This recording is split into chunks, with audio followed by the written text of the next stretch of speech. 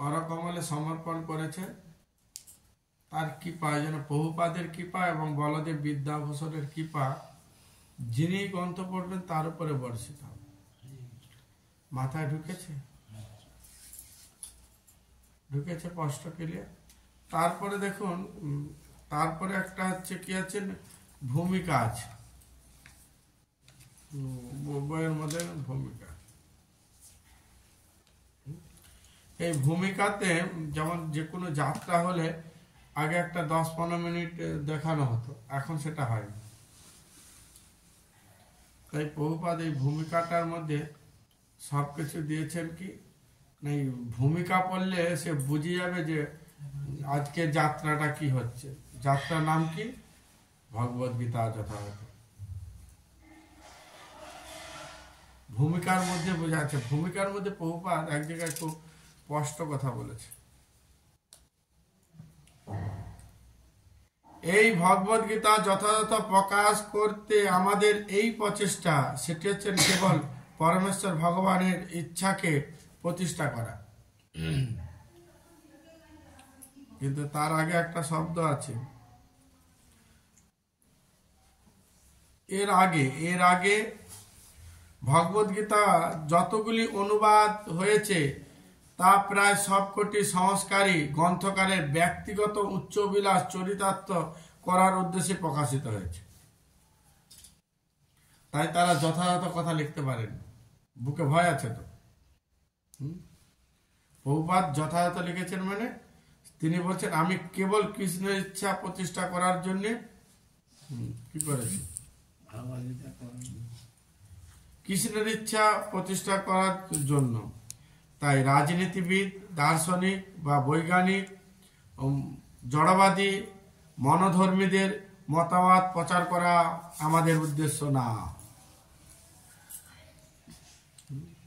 আমাদের উদ্দেশ্য না। কাদের উদ্দেশ্য প্রচার করা না? ভালো করে কান দিয়ে শুনুন। রাজনীতিবিদ,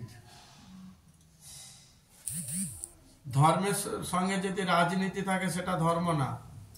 রাজনীতির সাথে ধর্ম রাখতে হবে, তবে সেটা রাজনীতি, মানে রাজার নীতি। কিন্তু আমাদের সব তো নেতা মন্ত্রীরা সব গুলি ফেলতেছে, আবার এখন সাধু সন্তরাও গুলি ফেলতেছে। বাবু চলুন, ওখানে কি হচ্ছে, সনাতন ধর্ম মঞ্চ হচ্ছে, একটু ওগুলো আমাদের কাজ।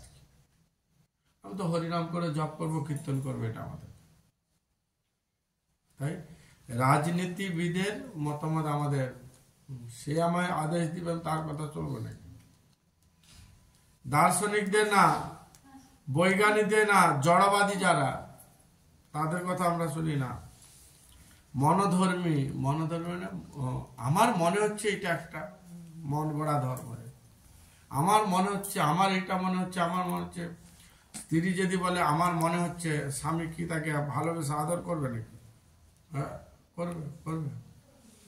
সে যদি আমার বাপ বলছে, আমার মা বলছে, বাপের বেটি বাপের কাছে যা না, এখানে কি করতে আছে, বলবে না? বলবে তুমি? বলবে তো, বলবে। তাহলে তাকে কি হয়েছে না, পেছনের ব্যাকগ্রাউন্ড পরিত্যাগ করে তাকে স্বামীর আদর্শেই অনুপ্রাণিত হতে হয়েছে। তবে তার স্বামী হচ্ছে তার ভার গ্রহণ করেছে। আর সে যদি পূর্ণ শরণাগত না হয়, তাহলে তার ভার স্বামী নেবে না। দুদিন ছাড়া বলবো যে বাপের বাড়ি পালা পালা পালা পালা পালা, বলবো। সেরকম জীব হচ্ছে নিত্য কৃষ্ণ দাস। আমি কতটা শরণাগত হয়েছি ভগবান তার ফিডব্যাক আমাকে দিল।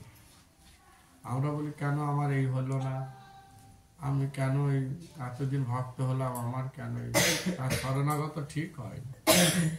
যতটুকুন হয়েছে ততটুকুন সে কিন্তু প্রাপ্ত হয়েছে।